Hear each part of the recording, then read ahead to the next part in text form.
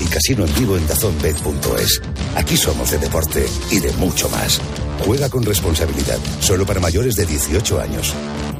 Venga, vamos con las preguntas. Mira, fíjate, Manolo Lama. ¿Cuál es el mejor árbitro de Primera División? Retirado Mateo, para mí el que más me gusta, Alberola Rojas. Fouto, ¿tiene alguna posibilidad Ángel María Villar de meter mano en la federación? ¿Cómo de meter mano? ¿De poner un candidato de los suyos? Ojalá, os ibais a enterar. Hemos vuelto a contar que en el CSD están diciendo que esto cambia con un decreto ley y será un voto por cada federado mayor de edad. ¿Cómo? Sí. Están empeñados en eso, sí. Hazme caso que lo están diciendo desde el CSD. Un voto por cada federado, con decreto ley, por cada federado mayor de edad. Hay unos... 1 millón de federados. ¿Federado te refieres a todos los estamentos? ¿No? Al fútbol federado. O sea, y habrá unos 250.000 o 300.000 mayores de edad. Oye, pues muy bien estaría eso. Eso no lo explicaron el otro día, al fútbol, pero luego será como fichas de dominó, quiero decir. Pero Paco, el otro día... el resto de federaciones. Una cosa, claro. Ya lo hablamos. Paco, no puedes abrir melones a la 1:31, Paco. O sea, tío, has tenido 12 horas y pico de programa y me sacas esto. No, ya lo he soltado también por la tarde. Pero si eso en el borrador no viene. Vale, venga. Cañizares, ¿le viene grande a Kepa el Real Madrid? No. Albelda, ¿crees que el Valencia va a poder retener a los Javi Guerra, Diego López, Fran Pérez? A algunos sí, a otros no. Joder, os estáis mojando. Gonzalo Miró. Hombre, te puedo dar nombres, pero si responde rápido, Juanma, vale, yo creo que a Javi Guerra será difícil, por ejemplo. Vale. ¿Diego López? Diego López y Fran yo creo que pueden estar muchos años en el Valencia. Mira, vale, pues ahora sí, perdona, que es verdad que era culpa mía. Gonzalo Miró, ¿hasta dónde llegará el Atleti en Champions este año? Hasta la final. Pensé que ibas a decir hasta donde quieran los árbitros, ya, para terminar de llorar. Marchante. Depende si juegan contra el Madrid. ¿Ves? Es que, vamos, si no llora un poquito, vamos. ¿Qué opinión tienes de lo que dijo Luis Enrique acerca del pollo de Rubiales? Jugando, que esto ya es... Otra vez, esto es viejo ya. Pues me gustó escucharle pensar lo mismo que tú. Se te ha traspapelado esa pregunta, ¿no? Perdona, ¿que te gustó escuchar? Sí, que os vi en sintonía. O sea, que le pones a parir. O sea, que es lamentable la opinión de Luis Enrique para ti. Dilo. Verbalízalo. Sobre esto no me gustó, evidentemente, la opinión de Luis Enrique. Claro esta que pregunta la has hecho tú, Juanma. Pero... No la hice yo, pero no sé por qué la ponen aquí. Sí. Pues te la voy a hacer todos los domingos esta pregunta, porque me encanta escuchar las respuestas. Eso, Mónica, que no está entre sus mejores 100.000 declaraciones, no está, ¿no? No. Efectivamente. Roberto Palomar, ¿es el arbitraje español el peor de Europa? Es difícil establecer un baremo, pero yo les veo nerviosos, inquietos y peligrosos. Nerviosos, inquietos y peligrosos. Si a mí me los de Jamás, como los de Jamás, lo veo. Disparan lo que hay que escuchar. Madre mía. Disparan y luego preguntan. Imagínate que te dicen que tu cirujano está nervioso, inquieto y peligroso. No te operas. A ver, Paco González, ¿se acerca Xavi al nivel de Luis Enrique o Guardiola? Como entrenador. Sí. Al de Guardiola no, al de Luis Enrique sí. Miguel Rico, ¿hay riesgo de que Lamine Yamal se ansufatice?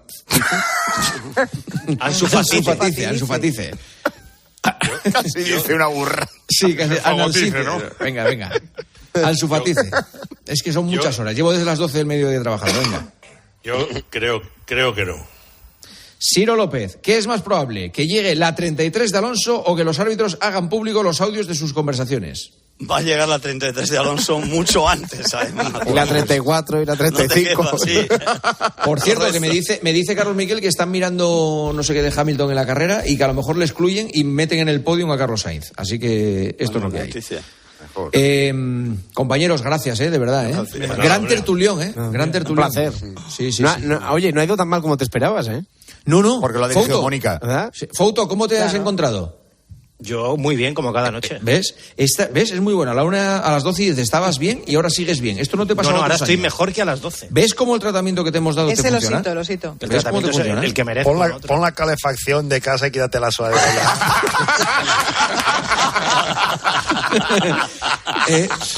Es que se ha gastado 300 euros en el jersey, pero ahora está 3 meses sin poder encender. Mira cómo está en camiseta. Mira, manga corta, macho. Es que está congelado, está ahí con la sudadera esa. Albelda, si lo llevo puesto 1 hora y media en el tramo más importante del día, pues me sale más barato. Ahora en serio. Ahora lo has entendido, ¿no? Mira cómo el trincón de Ciro me ha entendido. Oye, no había otra, ahora en serio, no había otra de verdad. Oye, ¿a Ciro no lo has preguntado, Juanma, o sí? Sí. He preguntado lo del Alonso, si llegaría antes de las 33. Sí, le he preguntado a todos. Oye, gracias a todos, de verdad, da gusto escucharos. Un beso. Señoras y señores, hasta aquí Tiempo de Juego. Han sido muchas horas de radio. Mañana volvemos a las 11:30 en el partidazo. Que nunca nos falte la radio. Ni a ustedes ni a nosotros. La necesitamos. Adiós, un beso. Juanma Castaño. Tiempo de Juego. COPE. Estar informado.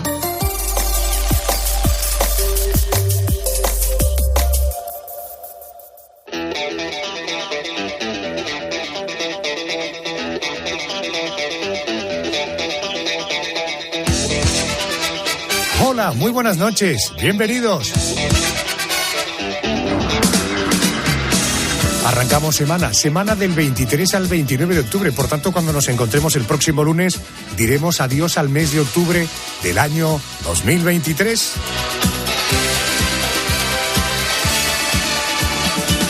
En la realización está Javier Campos. Mira que te he dicho que no me pongas la canción porque es que me la puso la semana pasada y se me ha metido en la cabeza y no tengo narices. En la realización, el gran Javier Campos. Estaba bailando sola, me pegué, y así se fueron las horas. Más de 2 horas. Bueno, el programa de esta noche. ¿Qué te vamos a ofrecer? Por ejemplo, la dama negra del programa.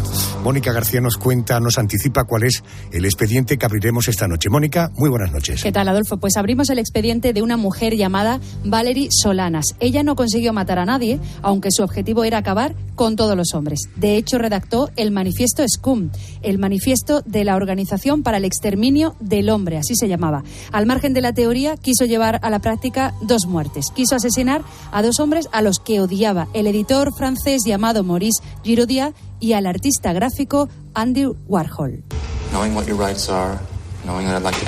Bueno, conociendo sus derechos, sabiendo que quiero hacerle unas preguntas sobre lo que sucedió, ¿quiere decirme lo que pasó? Sí. Dígamelo en sus propias palabras. Simplemente le disparé. ¿A quién disparó? A Andy Warhol. ¿Con qué le disparó? Con una Beretta calibre 32.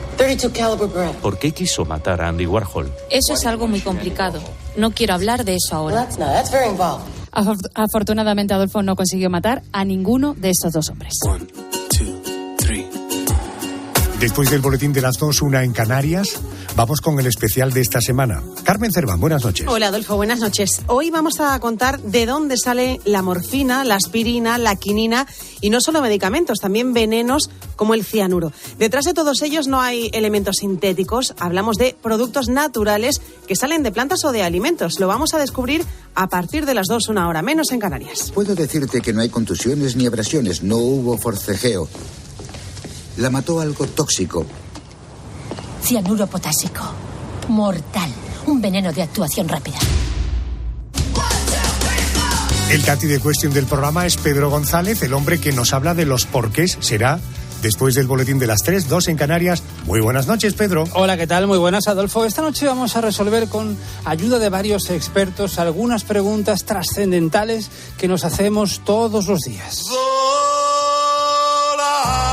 Yolanda, alias La Catástrofes, nos alegrará la noche con la siguiente reflexión. ¿Qué pasaría si un avión impactara contra el océano? Todos esperamos que para demostrarlo no haya hecho la prueba, pero tranquilos, que para pasar el mal trago vamos a invitarte a queso y vino. Solo el vino. Un experto nos va a contar cómo se fabrica el mejor queso de España y otro nos contará por qué hay personas, plantas y animales albinos. Ay, perdón, que era albino y no el vino. Perdón, nos va a quedar un programa o un espacio muy blanco, que es la mejor forma de contrarrestar la crónica negra. Es decir, vamos a hacer un programa café con leche. Y en aquellos maravillosos años, hoy nos vamos a remontar a 1979. Mueve. Gran año, por cierto. Gran año, sí, señor. No olvidéis que los micrófonos siempre están abiertos, digo, de cara a alguna grosería o alguna ordinariez. Querida Yolanda Guirado, la más elegante del programa, muy buenas noches, subdirectora. Buenas noches. Bueno, cuéntanos, ¿qué tendremos? Tendremos hoy, supongo, algún personaje digno de destacar, ¿verdad? Pues mira, nos acompaña un hombre que ha conseguido situar a la selección de baloncesto en lo más alto. Nos acompaña Sergio Scariolo, el entrenador nacional, un hombre que ha dado a España muchas alegrías y medallas. Antes de conocerlo un poco más, quiero detenerme en un momento, una anécdota. España acababa de ganar el último campeonato europeo. Después de que sonara el himno ya en el vestuario, sin cámaras ni micrófonos, decía esto a los jugadores. Cuesta un poco encontrar las palabras porque he estado fantástico, todos, sin ego, sin tontería, con ganas de hacer cosas juntos, pasándolo bien, pero también cuando es el momento de trabajar, trabajando. Dice mucho de Scariolo y bueno, para todos los oyentes que estén ya escuchándonos, que sepan que pueden mandarnos un mensaje, una nota de voz al 650-564-504. El Memorias del programa es mi querido Andrés García. Muy buenas noches. ¿Qué tal, Arjona? Buenas noches. Gusto en volver a verte esta semana. Igualmente, encantadísimo de volver a verte. Bueno, haremos un ejercicio de memoria. Recordaremos asuntos que eran noticia una semana como esta, pero de 2022. Si coges una mano derecha blanca y a la vez una mano izquierda negra, ¿qué es lo que tienes, hijo? Tienes rock and roll. Qué bueno. Jerry, tengo magníficos planes para esas manos.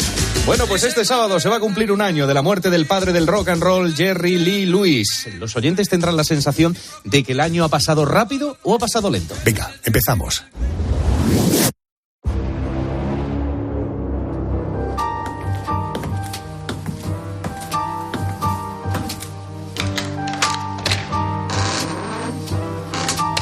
La Crónica Negra.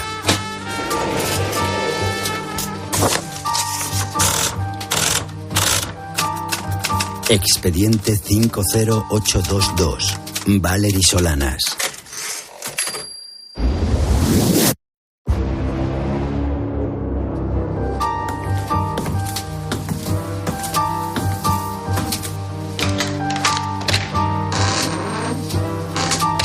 La Crónica Negra.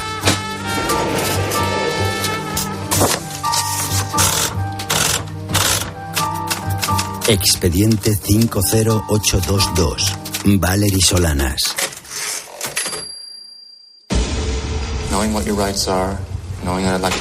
Bueno, conociendo sus derechos, sabiendo que quiero hacerle unas preguntas sobre lo que sucedió, ¿quiere decirme lo que pasó? Sí. Dígamelo en sus propias palabras. Simplemente le disparé. ¿A quién disparó? A Andy Warhol. ¿Con qué le disparó? Con una Beretta calibre 32. ¿Por qué quiso matar a Andy Warhol? Eso es algo muy complicado. No quiero hablar de eso ahora.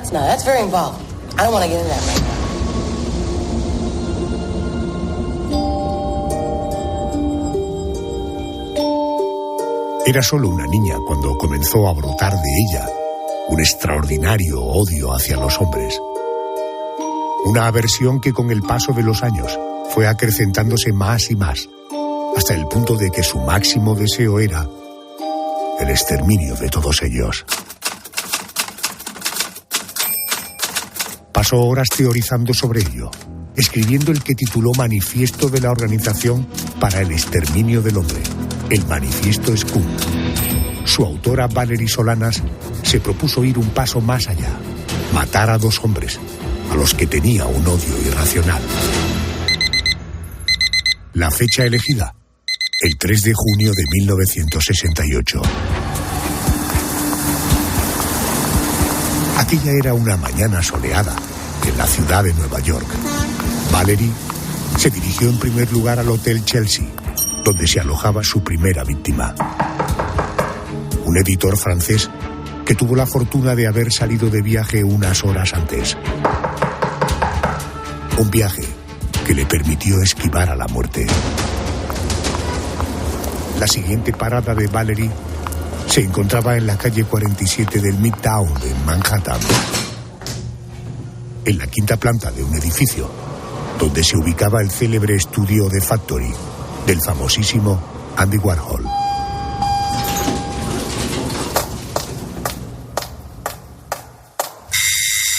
Cuando Valerie Solanas llegó, el artista no se encontraba allí. Pero ella no estaba dispuesta a permitir que su segunda presa se le escapara. A pesar de la insistencia de los ayudantes de Warhol para que se marchara, Solanas esperó durante horas a que el artista apareciera. Cuando estaba a punto de rendirse, se cruzaron en el ascensor. Lo siguió hasta su despacho y una vez allí, sacó la pistola que llevaba escondida y disparó 3 veces contra él. Los 2 primeros tiros fueron fallidos, pero el tercero le alcanzó el pecho, dejándolo malherido. Valerie Solanas no logró su objetivo de asesinar al artista, pero aquel día abandonó para siempre el anonimato, convirtiéndose en la persona que intentó matar a Andy Warhol. Una celebridad gracias a la que consiguió que su manifiesto contra los hombres alcanzara una mayor repercusión. El manifiesto Scum.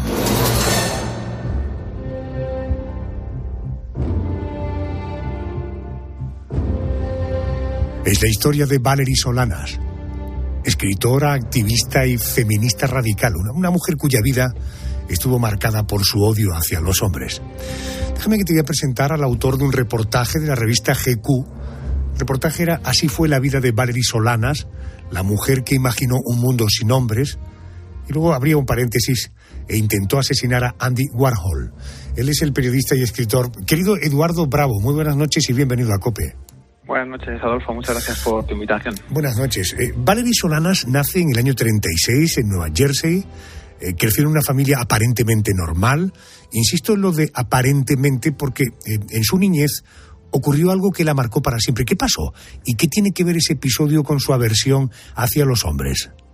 Bueno, ella, como dices, nace en una familia aparentemente normal, pero sufre desde la infancia los abusos sexuales de su padre. Y unos abusos, en principio, hubieran acabado cuando el matrimonio se divorcia, pero ella y su madre se marchan a vivir a casa del abuelo y la situación tampoco es que mejore mucho. No se sabe que hubiera abusos sexuales en ese caso, pero sí hubo maltratos por parte del abuelo hacia ella. Por lo tanto, en su infancia, verdaderamente, su imagen de los hombres o de los adultos masculinos de referencia no era precisamente idílica y ejemplar. Vamos al año 1966. Valerie Solanas tiene 30 años. Escribe sobre su primera obra de teatro. Es entonces cuando aparece en esta historia un famosísimo artista. Me refiero a Andy Warhol. ¿Cuál era la relación de Solanas y Warhol? Porque hubo una relación, ¿verdad? Sí, bueno, supongo que es en el Nueva York de la época y en la factoría de Warhol pues se cruzaban gente de lo más variopinta, entre ellas Solanas. Solanas había escrito, como tú dices, una obra de teatro que además era pues muy particular porque estaba protagonizada por una prostituta lesbiana que se enfrenta a los hombres y a los mendigos y a los chulos y bueno, pues los combate y todo esto. Y ella lo que pretendía era que Warhol hiciera de esa obra de teatro un guión y una película, porque Warhol en esa época ya había dejado un poquito de lado la pintura porque tenía mucha producción, entonces empezó a hacer pelis. Y ella pensaba que bueno, que era un tema, acertadamente pensó que era un tema que podía encajar en Warhol. Sin embargo, el pintor, con todo su lío y sus historias, no le prestó mucha atención hasta el punto de que incluso traspapeleó el guión y nunca más se supo de él en un primer momento. Uh-huh. Vamos a situarnos ahora 2 años después, hablaba yo año 66, Valerie Solanas tiene 30 años, vamos a situarnos concretamente en el 3 de junio de 1968. Es el día en que Solanas escogió para matar a 2 hombres, al propio Warhol y al editor francés Maurice Giraudiat, con quien nuestra protagonista de esta noche había firmado un contrato con este francés para escribir una novela basada en el manifiesto Scum, pero que ella acabó considerando su enemigo. Eduardo, ¿qué pasó aquel día, el 3 de junio de 1968? Pues más o menos lo que tú has contado. Ella tenía un contrato con este editor que, bueno, le había pagado, evidentemente y efectivamente, por los derechos, pero no le había dado ningún tipo de cuentas posteriores respecto de los ejemplares vendidos, ni siquiera de los derechos en lengua extranjera que sí que se había dedicado a vender. Entonces Solanas decidió vengarse de la forma más extrema, es decir, no le puso precisamente una demanda, sino que fue a buscarle al Hotel Chelsea, que es donde residía este editor, con un revólver para ajustar las cuentas. Quiso la suerte para el editor que no estuviera allí y entonces ella se fue así un poco como desanimada y pensó que a lo mejor lo que tenía que hacer era ajustar las cuentas a Warhol por haberle perdido ese guión, esa obra de teatro con la que ella esperaba que se hiciera un guión. Entonces se va a la factoría de Warhol a intentar matar al pintor. Entiendo. ¿Cuál fue la repercusión mediática del intento de asesinato de Andy Warhol? Bueno, pues imagínate, el Mundial llena páginas de periódicos. Él, como, digamos, figura pública, no era precisamente una persona tímida, o sea, era tímida en lo personal, pero era bastante expansiva en lo artístico y en lo promocional. Entonces él, de hecho, se muestra con los disparos, se saca fotografías mostrando las cicatrices de las balas. Y luego también, desde el punto de vista, digamos, más artístico, su obra cambió. O sea, una de sus obras posteriores, por ejemplo, la colección de pistolas y cuchillos, está muy influenciada por esa violencia que sufre en primera persona, claro. O sea, un intento nada menos de asesinato que le dejó secuelas en órganos internos y que posiblemente estuvieran relacionados también con la muerte después en una operación de vesícula años más tarde, ¿no? Por aquel intento de asesinato, Valerie Solanas fue llevada a juicio. En un primer momento fue enviada a un hospital psiquiátrico y después fue condenada a 3 años de cárcel. Cuando salió en libertad condicional fue detenida de nuevo por acoso y amenazas, entre otros, a Andy Warhol. Eduardo, ¿qué ideas básicas defendía Solanas en aquel manifiesto, el manifiesto Scum, y cuál fue su repercusión? Bueno, el manifiesto Scum, el nombre ya de por sí es bastante explícito y significativo, porque significa escoria, digamos, ¿no? Pero además son las siglas sería Society for Cutting Up Man, que sería como la sociedad por la castración de los hombres, o el exterminio de los hombres. Entonces ella, lo que plantea desde su feminismo más radical, es, digamos, una revisión de las filosofías o de los pensamientos de Freud. O sea, Freud habla de una mujer incompleta por el deseo del pene, ¿no? Y entonces ella lo que hace es piensa que todo lo que se ha escrito sobre las mujeres se ha escrito por parte de hombres de una forma, digamos, muy sesgada, y lo que plantea es justamente lo contrario. Los que son incompletos son los hombres, y son los hombres los que tienen que estar al servicio de la mujer hasta el punto de que son posibles, o sea, son perfectamente exterminables, salvo, digamos, elementos muy concretos pues para perpetuar la especie y todo este tipo de cosas, ¿no? Entonces, bueno, es muy extremo, pero es una forma, digamos, de ver el feminismo desde el otro punto de vista, ¿no? También tenemos que entender que es una mujer que ha tenido muchísima aversión a los hombres y que, bueno, pues, las cifras también están ahí. O sea, las mujeres sufren una violencia tan extrema que no es extraño que determinadas personas en un feminismo extremista, digamos, piensen que la solución no es la pedagogía, sino que es la lucha armada, ¿no? O la violencia. Pues bueno, sí, ahí donde estaba Valerie. Los métodos expeditivos, ¿no? No tengo yo, no sé tú si tú conoces, no hay ninguna corriente del feminismo que abandere esta teoría prácticamente del exterminio del hombre, ¿no?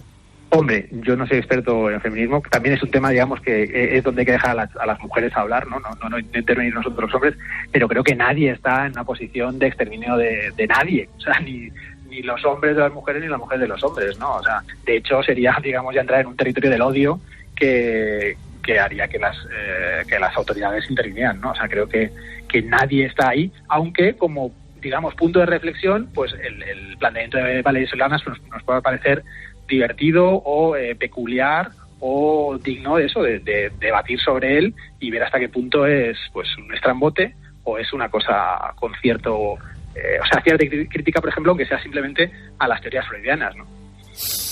Eduardo Bravo, compañero, gracias por atenderme. Buenas noches. Buenas noches, muchas gracias. Déjame que te voy a presentar ahora, lo proponía Eduardo.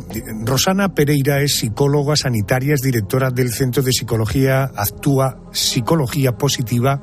Rosana, muy buenas noches, bienvenida a la COPE.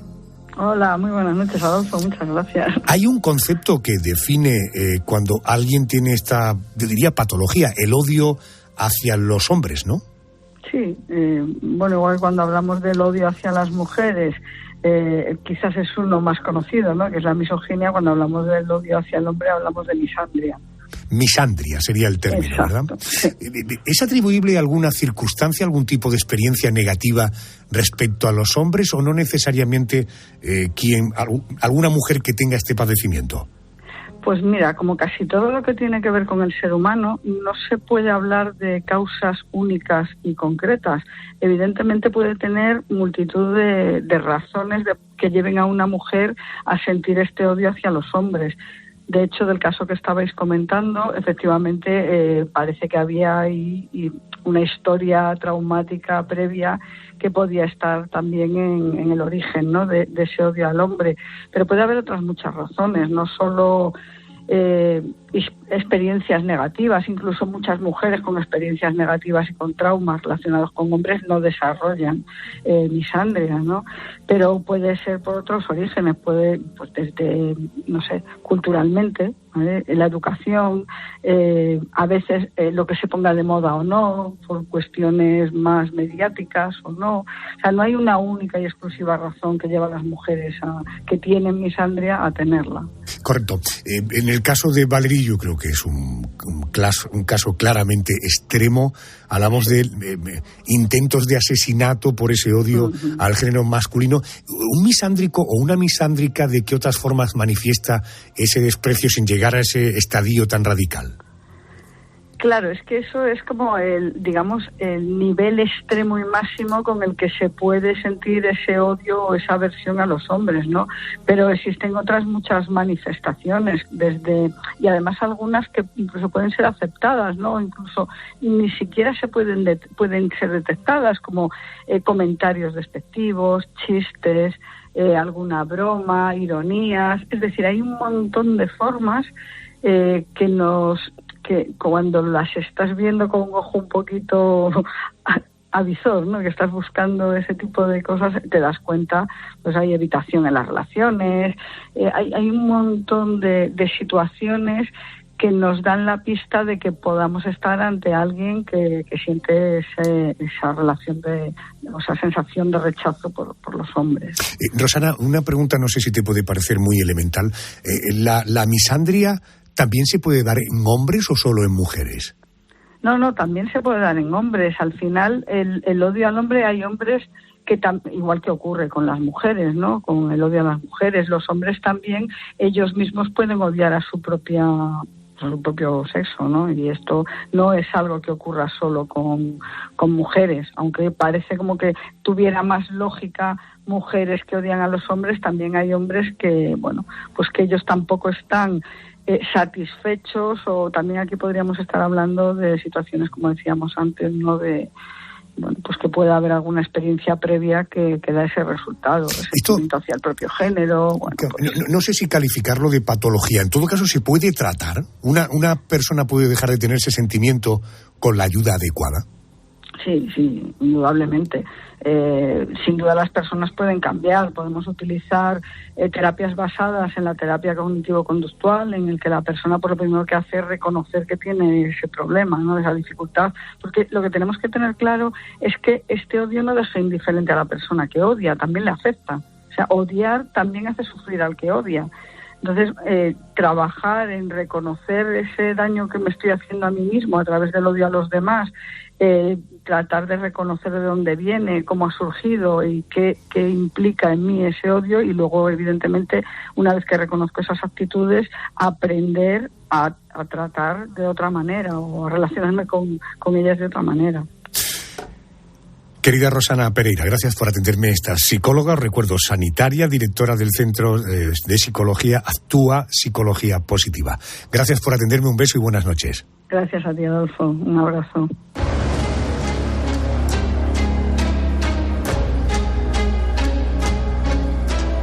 Valerie Solanas, la mujer que intentó matar a Andy Warhol por su odio hacia los hombres, pasó los últimos años de su vida entre continuas entradas y salidas de la cárcel y de centros psiquiátricos. En 1988 falleció por una bronconeumonía agravada por su adicción a las drogas. Valerie tenía 52 años.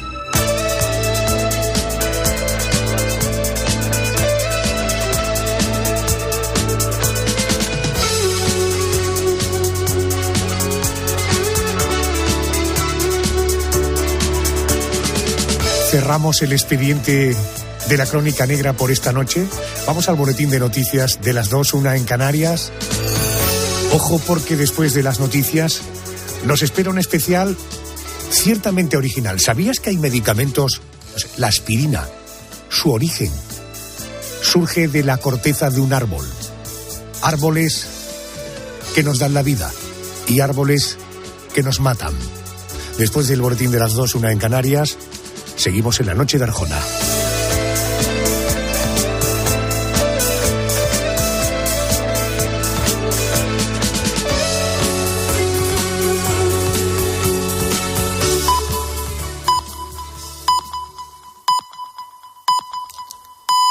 Llegamos a las